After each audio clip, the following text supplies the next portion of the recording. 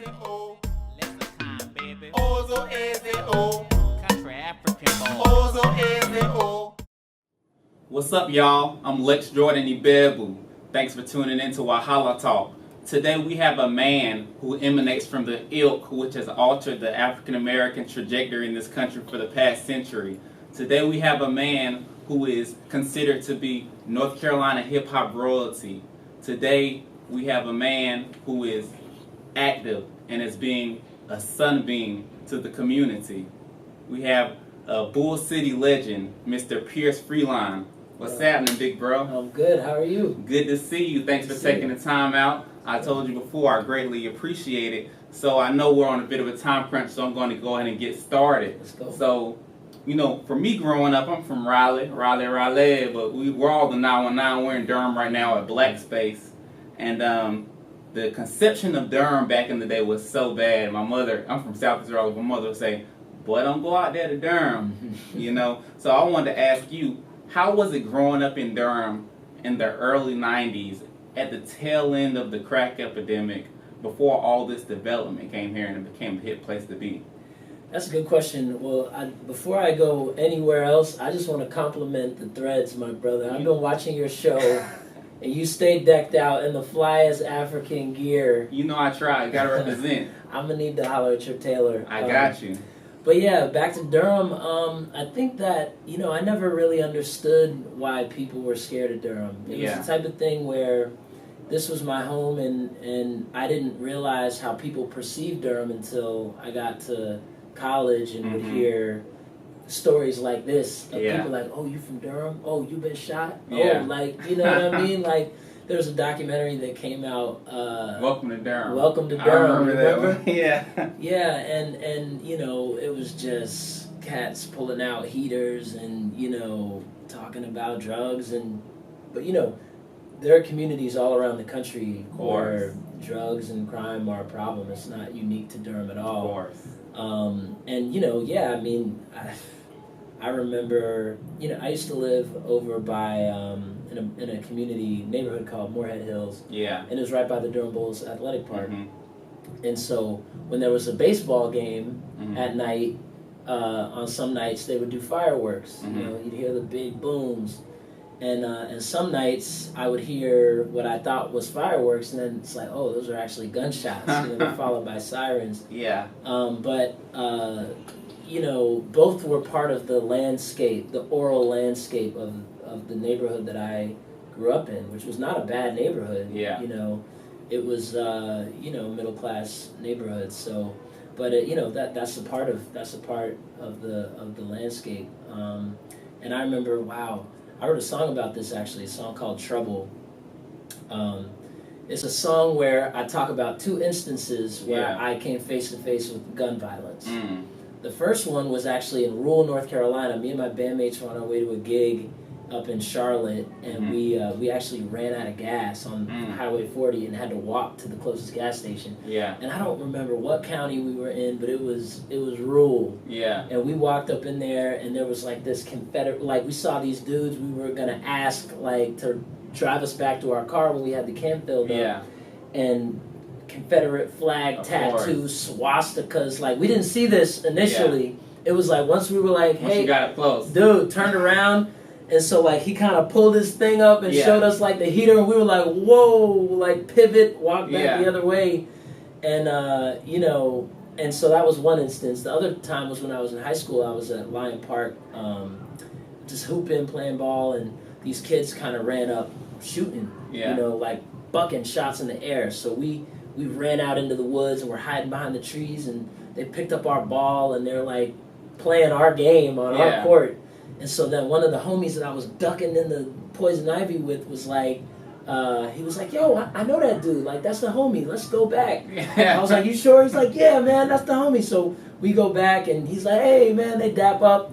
We were like, yo, playing dumb. We're like, yo, did you hear some gunshots? He's like, yeah, that was me. Like, he shows us the strap. And I was like, oh, what's up, man? He's like, this is my boy Pierce. I dapped him up. I was like, yeah, man, I'm out of here. I'll see you later. Most definitely. I made a beeline for my car. But my point is, whether it's Durham or rural North Carolina, like we live in America, guns are everywhere. It's the culture in the country. And I felt more safe in scenario B. Talk about it. You know what I mean? Than I felt like dealing with these rednecks in rural North Carolina with their swastikas and Confederate flags, talking about I don't want no trouble.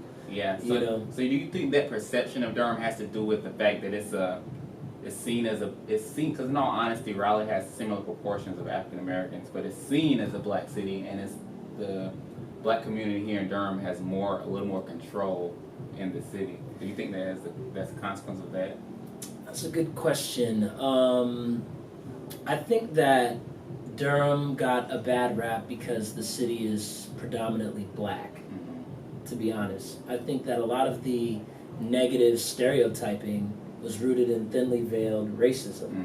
When I think about Black Durham doing my history, I think about Ernie Barnes, the NFL football player turned painter. I think about Polly Murray, the architect of the Brown versus Board of Education, the great lawyer and Episcopal preach, and the queer black woman, in the 40s and 50s, breaking boundaries for women and for queer folks and for black people. I think of pioneers like, John Hope Franklin, who has, one of the preeminent historians, Black Wall Street, there's so much to be proud about.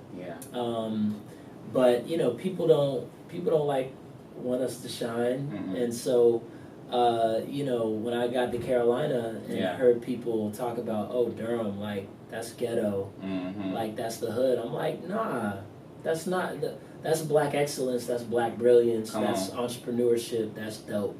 Talk about it. And, we're a generation removed from that critique. Millennials are flocking to Durham because it's a cool city, which is also a reflection of our diversity, and our heritage and our legacy.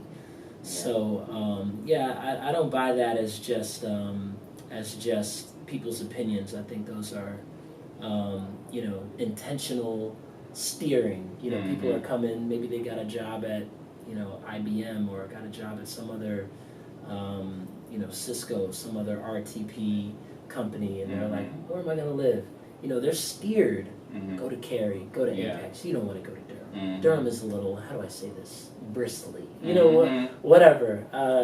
And I know that those conversations steering people away from Durham were kind of intentional. Oh yeah, of course. Intentional, like, manifestations of institutional racism. Of course. And we've seen that from redlining, from urban renewal. There are so many institutions that have conspired to undermine black agency and resiliency. But guess what?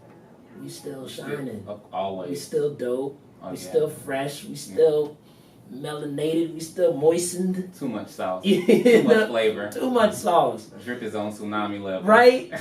So, like, it's a tough thing to reconcile, man. But it's part of our inheritance in this country that was built on white supremacy. So, speaking of black excellence, I just want to make the point that it should be noted that a lot of the cities which are going through this hit phase where everybody's flocking to them, they seem to be foundationally black cities. Oh, yeah. Whether that be Durham, Atlanta, Baltimore, Detroit, even we can go as far back as Wilmington. Yeah.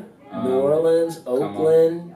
Come on now. So I just want to make that note. But on the course of black excellence, growing up in your household, was it just a house of, because me, I'm a musician as well, but I gained music through another way.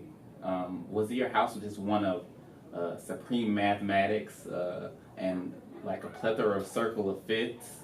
Like, how was your household growing up where you were able to attain this vast musical and historical knowledge? It's a good question. I think I definitely grew up in a musical household with my mother being a vocalist for sure, but also my dad had a huge vinyl collection and was totally, you fall in love with the music that was hot when you were like 16. So for my dad, that's James Brown, Earth, Wind, Fire, and I grew up with that music as a part of the atmosphere of my home. And so, music is this kind of magical thing. I feel like as those records are being played, as those memories are being evoked out of my dad would grab my mom, they're dancing, like reminiscing. we welcome that energy and those ancestors into the space with us. Of course, because music is a spirit. Music is a spirit, and I feel like I was raised by all of them. Like James Brown, all of them.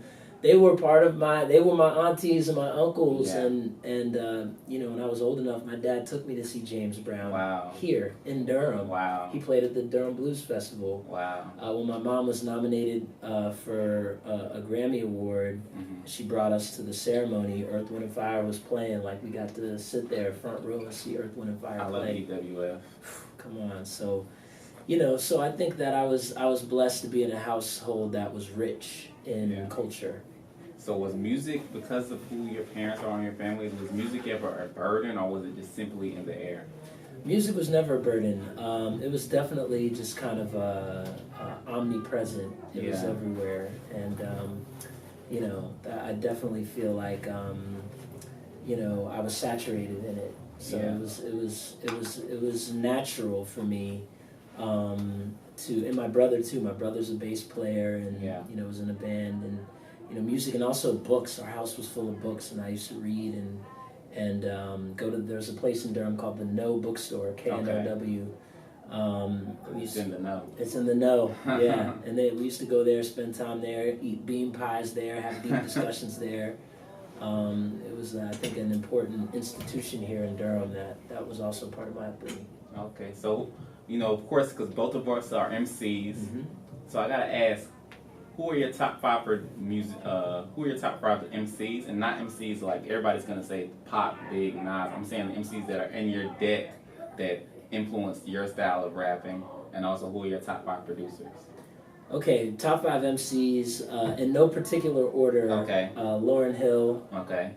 So influential, incredible lyricist, crazy punchlines, one of the dopest rap groups of all time, stood out by far amongst her excellent peers.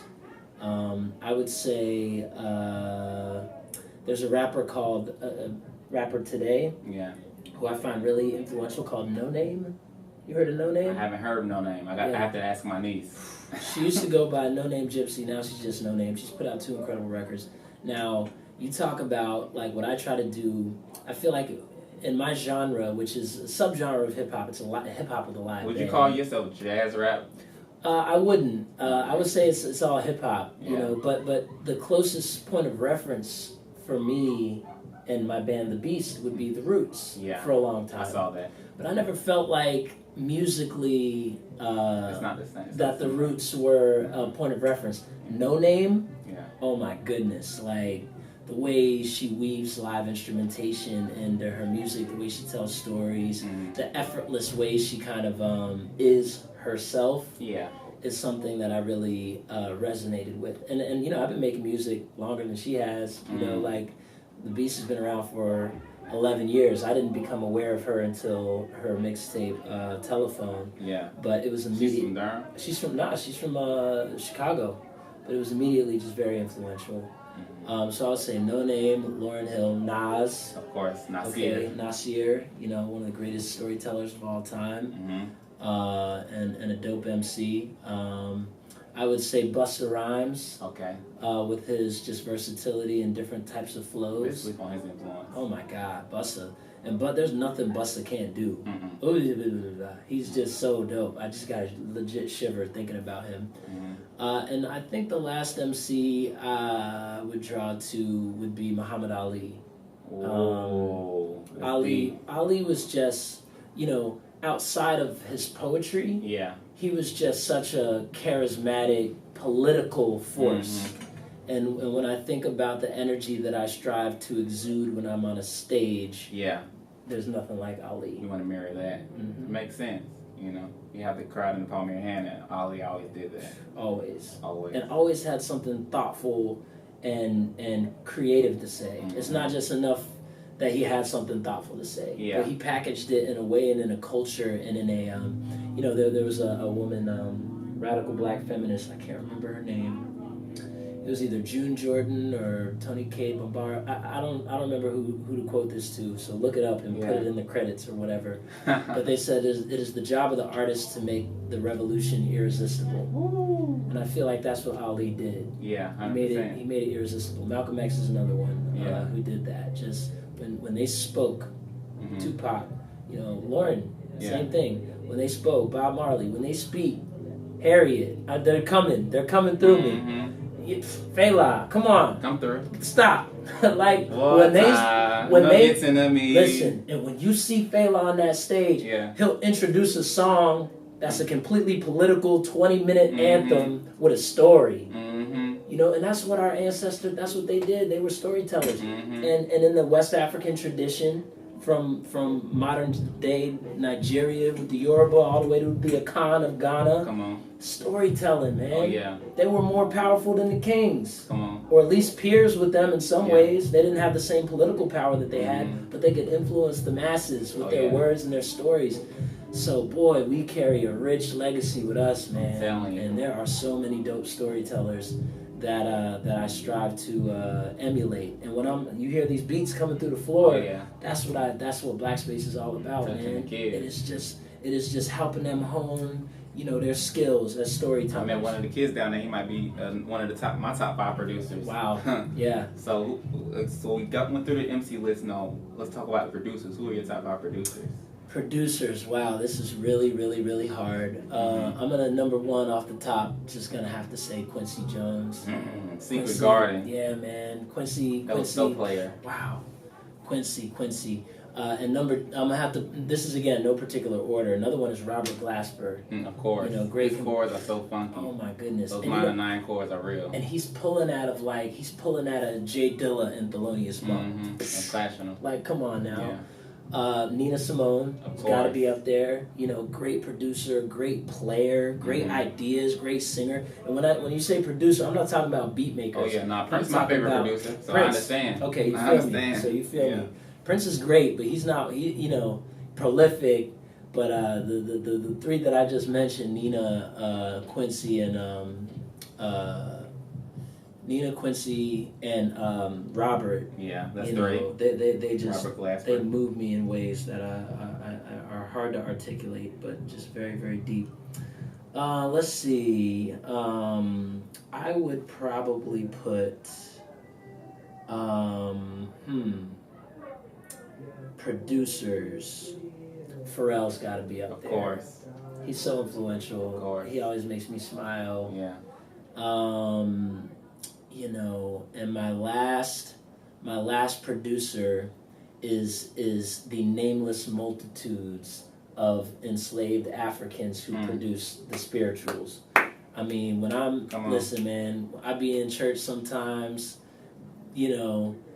like Mama dragged me there. Yeah. I didn't feel like being there. Yeah, he was out all night. Me and my sister doing tic-tac-toe on the program. Then that choir come on. You wake up.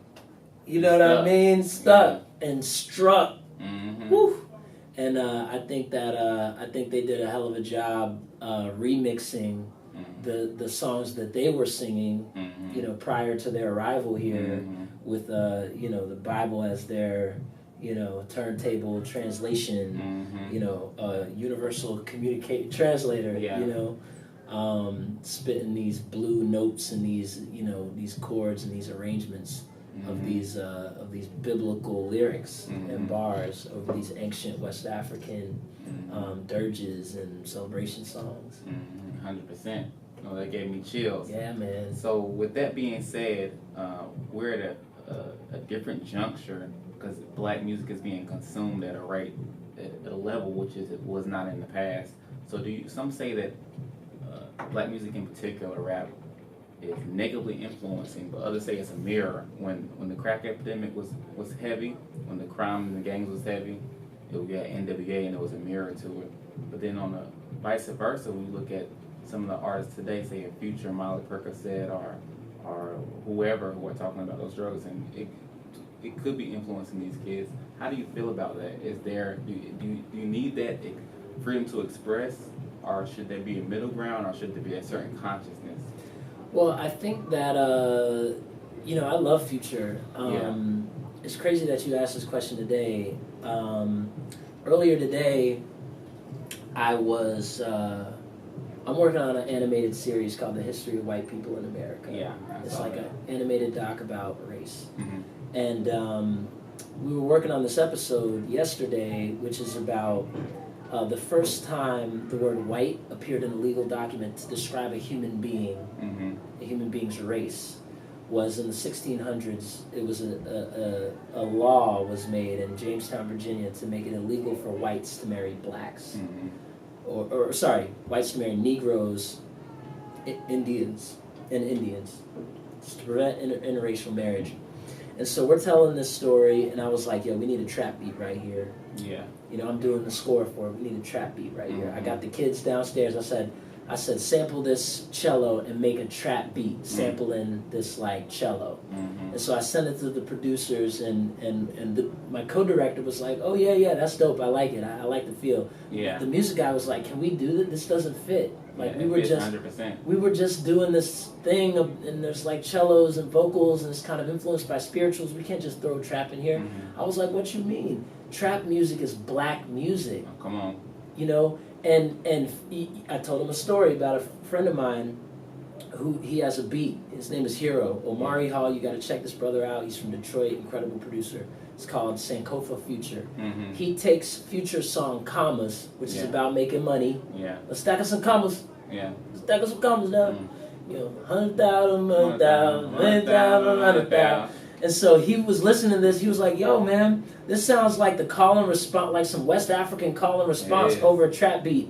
He took the acapella and just laid that cadence and that rhythm of Future's lyrics over some African drums, and it sounds perfect. It's funny you say that, because I told one of my friends, I said, once I saw rap music in America start shifting to more of the like dance hall toasting with the Futures and Rich Homie Quan, and I was listening to a lot of West African music, I said West African music is going to shift right afterwards, and it's going to be more Afro West African music, because the way that the Southern rap artists are doing is more African style. Yeah. As soon as that happened, then what do we get now? We get the Afro beats, which is popping all up, because they're able to do that toasting, which is a more West African style of rap, in all honesty.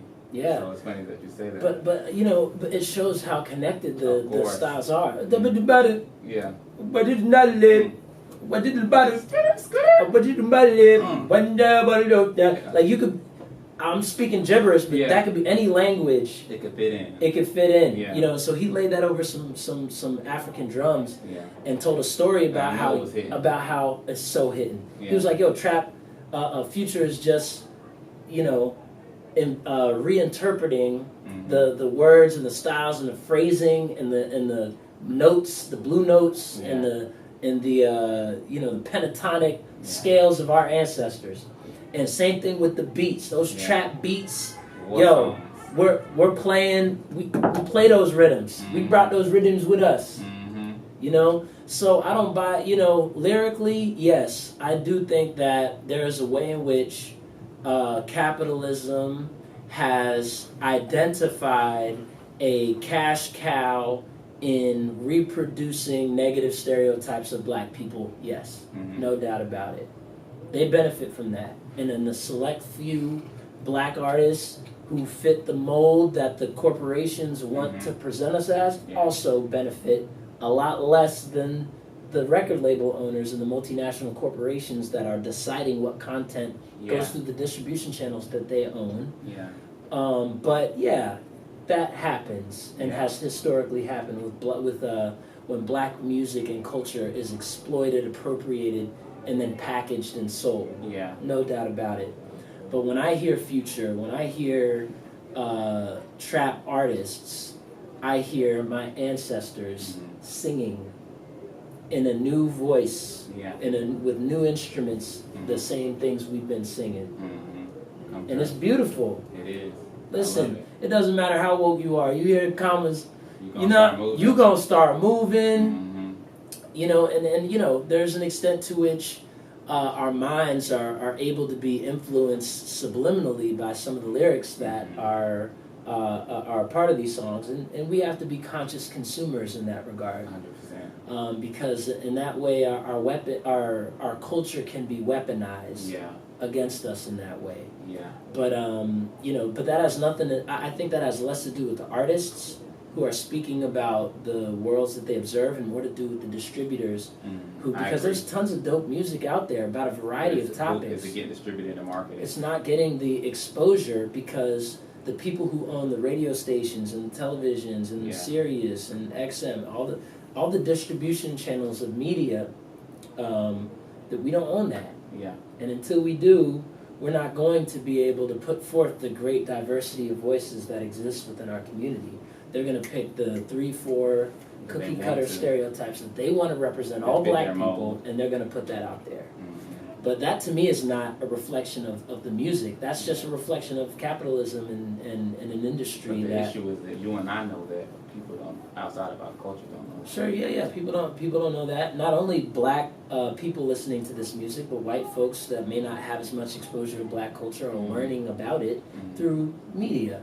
And media is very powerful. It's up there with like religion and money and politics and economics. There are these different areas of power and influence, and media is one of them. So it's important for us to start owning our own media outlets and producing from our own perspectives without filtering it through this kind of capitalist lens. Yeah.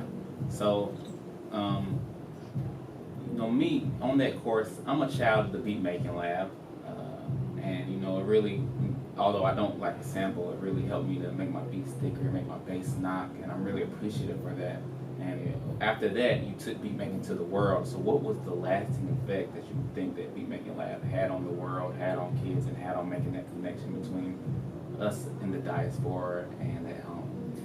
Well, I think Beat Making Lab was a program that because I feel like Black Space is the evolution of Beat Making Lab. Sure, no doubt about it. I think that Beat Making Lab, we got to travel to a dozen countries and do exactly what you're hearing downstairs in places like the Democratic Republic of Congo and Senegal, Ethiopia, Kenya, all over in the Caribbean and the South Pacific.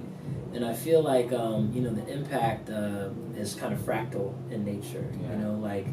Fractals are just about things at a small scale matriculate up to a bigger scale. It's kind of like the butterfly effect, So we planted seeds in each of these spaces. We planted creative energies in the hearts of the kids that we worked with. And those individual plantings have harvested different fruit in different places, depending on the soil and the people kind of working that soil. So in places like the Congo, where we did a residency at Yole Africa, kids went on to make beats and write songs and to create projects. In Haiti, where we were in 2016, shouts out to Haiti. There was a brother named Strong G who is now getting regional and national radio play through Beat Making Lab. He now has a big single that has tens of thousands of spins online through relationships he was able to build through Beat Making Lab. So who knows if one of those songs that he writes will touch a child and save them from some kind of situation, or even the individuals that we impact. You just never know. You put a vibration out in the universe and it has an impact. As long as it's positive, you just gotta see how it comes out. And then you just keep doing it. Yeah. And it's not really about the result. It's about the process. And it's about being present when you're building with folks. Yeah. And then the hope is that, at some point down the line, whether it's years later or generations later, you've kind of been able to shift something towards, tilt the world on the axis of justice and righteousness. And I think that's all any of us can hope to do in this universe. It's a vast place. We're very small in it. Of course. Just gotta do our part. Just gotta, Immortal Technique, one of my favorite MCs that should have been on that list, maybe he's number 6. He said, no one can do everything, but everyone can do something. So just try to be content in the impact I'm able to have. Speaking on doing something, so I remember being 20 years old, taking African studies classes, and I was a music minor at Carolina. I remember reading about your family, but I didn't have the maturity, like studying the Harlem Renaissance and reading about Freelon. I didn't have the maturity to put it all together. So do you feel like with that background that your steps are ordered and what you're doing in your activism? Yeah, well, I believe that the ancestors are guiding my steps for sure. You know, everyone. Jay-Z was talking about this. I saw a clip on Instagram of Jay-Z saying that everyone has genius level talent at something. Of course. And I think about like the X-Men, like, you know, these mutants that come into Xavier's mansion with powers that they don't know how to control. Yeah. Storm, for example. Let's take a Kenyan. You know, when she gets upset, it's lightning, you know, but she doesn't know how to control and to harness that yet. What's unfortunate is that we live in a world where, you know, for many people, just in order to survive, you got to work 2-3 jobs. You got to have all these, you know, you're one mistake or one emergency away from being in poverty. And so you don't have the luxury of being able to discover that treasure inside you because you're too busy hustling to live. And it's a real privilege to be able to step into your purpose. So when you ask about my steps being ordered, I think about the crazy privilege that I have, that my ancestors had 3-4 generations ago, to be able to step into their purpose and to provide, and that becomes a part of my legacy and my lineage. So when I think about, man, do I really want to stack this paper, like doing the 9-to-5 hustle to get paid? Well, I've seen other examples in my own family of people taking different paths and having the option to do that if I choose, but also taking the very kind of risky route of pursuing my art or doing something that is not profitable, like Black Space, which has cost me so much money. I believe it. And has earned me no money. Make sure I donate. Yet, donate, please. But yet I feel... You feel full. Wealthy. Come through. Is the word. Yes. Nigga, I'm rich. Come on. Right? Yeah. I'm rich. Yeah. And my heart is full. I had a line in the song that you wrote. I said, your plate might be full, but is your soul overflowing? Right. And that's the real question. That's the real question.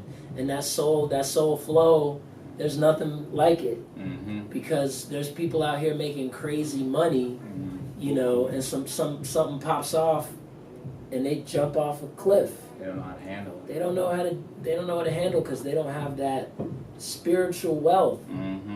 So, you know, I just think that I'm blessed to come from folk who understood that. Yeah. And I inherit that, and I try to pass that on to my kids and my extended family. Oh yeah. Everyone, we're all family. We're all family. You never know what we're so it seems like, speaking on that, it seems like you know that you come from something, and that's very important. You know, although I'm half Nigerian, I got my spirituality from my grandmother, who was down in Lumberton in Tar Heel, North Carolina, down in Robinson County. And you know, growing up, we had to pray to our ancestors. Christian, we prayed to our ancestors, sprinkle salt around the house for bad spirits, do those type of things, and that's how I gained my spirituality. So, and I've always seen that in you and admired that, and that's why I've always felt some closeness to you. So, can you tell me where you got yours from, your spirituality from? What was your grandma's name? Mosi Irene Munn. Mosi, that's a country old name right there. Mosi Irene Nunn. Okay, so you had Mosi Irene Nunn. That's your mom's mom? My mama, yeah. Mama. Okay, so same. I got the same answer you got. My mama. Yeah. Her name was Queen Mother Frances Pierce. Yeah. I'm named after her. Oh, okay. And she cared about the Lord. Yeah. And she also cared about me identifying as an African man. Same. What else do you need, bro? And there's certain aspects of that as I grew into my identity and also my history. Yeah. Learning about my history, those two things felt like they were in conflict. Yeah. Kwame Ture has a great lecture where he talks about when what did he say? He said when the white man came to Africa, the Africans had the land, and the white man had the Bible. When he left, the Africans had the Bible. And who had the land? And the white man had the land. Come on. You know? And so the role that Christianity specifically has played in colonialism and imperialism and like legitimated the transatlantic slave trade, genocide. Legitimated. It really made me struggle with my faith. It made me question my grandma, like, you know this history? Yeah. How are you still Christian after all they did in the name of Christ? Yeah. But she was steadfast. She said, that ain't God. That's not my God. That's something, that's the devil. The devil is a lie. Come on. You know, so like I said, I remember dreading going to church because church lasts like 3.5 hours. Yeah. And you can't do nothing. You know. You gotta sit there and be still. You gotta sit there and be still, and it's, you know. So I used to hate it, but you know, later in life, she was planting seeds. Yeah. She was planting seeds in fertile soil that took years to bear fruit. Yeah. But I'm making smoothies now, fruit popping. Come on. So you know. So not everybody has a spirituality and a connectedness, and when you look at, we talked about Haiti earlier. You see that they were able to overcome that colonialism because they had a connection to their traditional and African culture and spirituality and language and understanding. So being that you and I, we understand that, how do you see that playing a role in, you know, because I feel like we're in somewhat of a revolution today in America.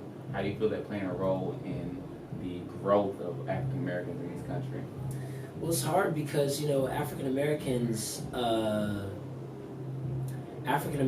have been bludgeoned culturally, spiritually, emotionally, physically by white supremacy and patriarchy and many of these kind of intersecting systems of oppression. And so, whereas in Haiti you had a critical mass of black folks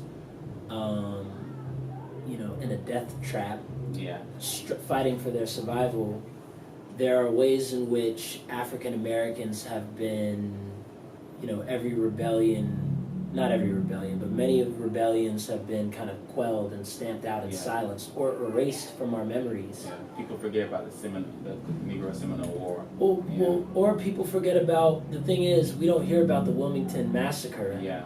And we don't hear about Black Wall Street. What we hear about is Durham, is ghetto. Yeah. That's where you get shot. That place is dangerous. So they distort our history in a way that makes us take what was one of the bright lights of black people anywhere in the world, Durham, North Carolina, and somehow in a generation they were able to twist that into the most dangerous city in the South. The devil a lie. The devil is a lie, as my grandmother would say. So I think that it's part of our job as African Americans is to unlearn all that, and it's hard to do when you're struggling to survive. Colonial minds. Not just colonial minds, but material conditions. Like I don't got time to be thinking about, you know, the implication. You know what I mean? When I'm trying to feed my babies, when I'm trying to cross the street without being harassed by police, when I'm trying to find healthy foods to feed my child, because we're living in a food desert, when I'm trying to get a job that's gonna pay me a living wage because I'm working 3 jobs right now and I ain't got shit. Like, that's the situation so many people of color and white people, by the way, are dealing with. It's not just black people dealing with that. And that's the guys that's pulled over their eyes. You know, but white people are given the poor and working class white folks are given the added small benefit, the 5 pieces of silver of their white privilege, and they that is enough in some instances to allow for some level of acceptance of the status quo, where they too are being oppressed. Yeah. And they too, as their jobs are being taken away and they don't have access to educational opportunities, and they're dealing with the opioid crisis and all these other things that are really messed up and that are completely preventable. But there's a way in which race kind of plays a role in them accepting those conditions, because at least we have this privilege. That's what the History of White People in America, the series, is all about. It's about poor black folks and poor working class white folks and poor working class Latinx people. We have a lot in common and a lot to be struggling for together. You know what I mean? But the way that the system works is to divide. They're saying, nah, don't trust these Mexicans, don't trust these black folks, you have nothing in common with we have nothing in common with these poor working class white people. They're all racist. There's just these artificial divisions dividing folks that should be on the same team, struggling against the folks that are taking millions out of our pockets. So I think we collectively have some soul reckoning to do. I agree. And some solidarity building. If not, it will unravel our country. Will unravel. Yeah, I mean, I'd say the unraveling it's been unraveled. Come on, I hear you. So for us as people, whether that was through hard work or the prayers of our ancestors, we are in a place of privilege at this point, both of us, no matter where we come from. But there's a saying that one is never above your own community. So how do you feel about that with your place in the Durham community as a whole, because we're all humans, but and also in the black community in Durham and in this country? Well, I think that I am a product of the Durham community, and whatever esteem or place that I've reached as a light, as you put it, I thank you. It's a wonderful compliment in this community. It is a reflection of the energy that people from every corner of this city have poured into me. Yeah. I'm overflowing because I've been filled up by the Baba Chuck Davises and the Baba Brother Yusufs and and the Sister Sadias and and the Mama Ngozis. They filled me with this light, and now I can't help but shine. Yeah, shine. So that's all. So in terms of how I see my role, is to work with young folks and to pour that abundance of light that's spilling out of my pores into them. Yeah. So they can be little light bulbs running around Durham and the world. Black as gold. So moving forward, what's on your horizon then? What's on my horizon? I would say peace, love, and respect for everybody. That's another quote from Baba Chuck. Those are some of the goals that I strive towards. So if you're a being within our community, on our horizons as black peoples within this country, do you think this place will ever be for us?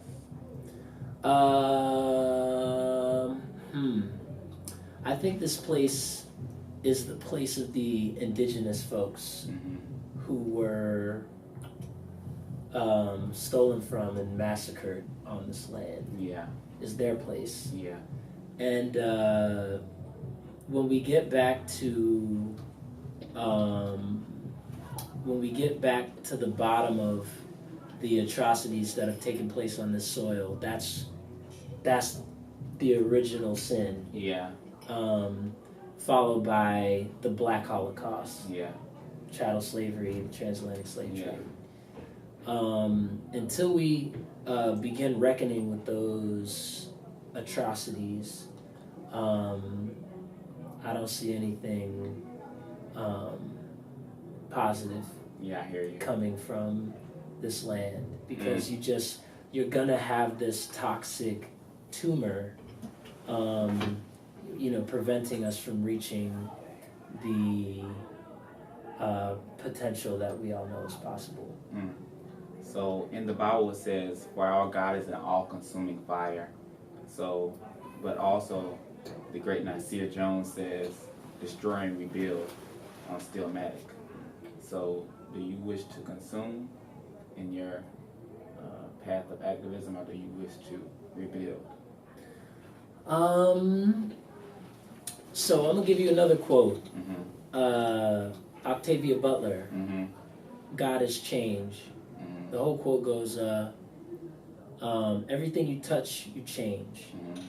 Everything you change changes you. Mm-hmm. The only lasting truth is change. God is change. Mm-hmm. And throughout this book, Parable of the Sower, she writes about shaping change. Yeah.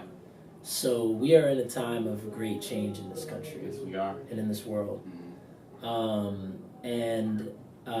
I am neither about destruction nor rebuilding. Mm-hmm. I'm about shaping change. I hear you. So what do you say to those who say, due to your privilege, due to your upbringing, you may be too removed from the community to be an activist to help and uplift the community? Oh, I say, okay. Okay. Thank you for your opinion. Time will tell. I say, how you doing? Like, because, you know, if I'm hearing that from someone, it's probably someone who doesn't know me. 100%. So the step one would be like, okay, well, that's interesting. Yeah. Who are you? What are you about? Where are you from? Because you're touching the people out here. Well, who knows? I mean, I could list the Rolodex of things that I've done that I could say, hey, here's my stat sheet. Yeah. August 16th, 2016. Yeah. Food drive. You know, like I'm not trying to go tit for tat on my street credentials. Yeah. You know, if we're really gonna have a conversation about how connected or removed from the community I am or am not, that's got to start with this connection. Yeah. So yeah, if I heard that kind of critique, I'd be like, oh, okay, well, what's your name? Like, where are you from? Where'd you go to high school? Like, you know what? Build a relationship, figure out what each other are about. What their purpose really is. You know what I mean? Yeah. And then if it's worth having a real conversation, we can talk about it. Come on, I hear you. So for my last question, because I know you have places to be as a young father and a young person making moves out here, can you spit something for the people on Wahala Talk? Can I spit something? Dang, I really did just drop that Octavia Butler verse. I'll spit you some Maya Angelou. All right, come on. All right. So when I was running for mayor, my campaign platform was inspired by a poem by Maya Angelou. I'm not going to recite the whole thing, but the end of it, she talks about what we need to do for the youth. Yeah. Okay, and she whittles it down to, among other things, these kind of three areas. She says we need clean and well-furnished schools, safe and non-threatening streets, and employment which makes use of your talents but does not degrade your dignity. So that's bars. That's real. Right there.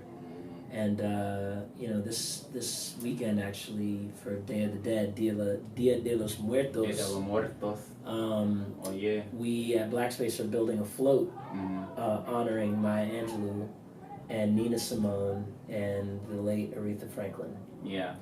And so yeah, I felt it appropriate to end with some bars celebrating those ancestors. Oh yeah, and those are real bars, people. So I just want to thank you again, Pierce. We're gonna wrap this up because again, I know you're a busy man. You're much more busier than I am. But I'm just so appreciative that you let me come out here and rock with you out here at Black Space. It means a lot. I had so much questions to ask you, but we're gonna have to do a part 2. Okay. And we're gonna have to go further in depth because we touched on some real things out here. For real. So for those out here watching, this is Pierce Freelon. Be on the lookout because he's shaking things up out here. I'm Lex-Jordan Ibegbu, aka Lexi Lulu, the Voodoo Child, and you tune in to Wahala Talk. Until next time, peace.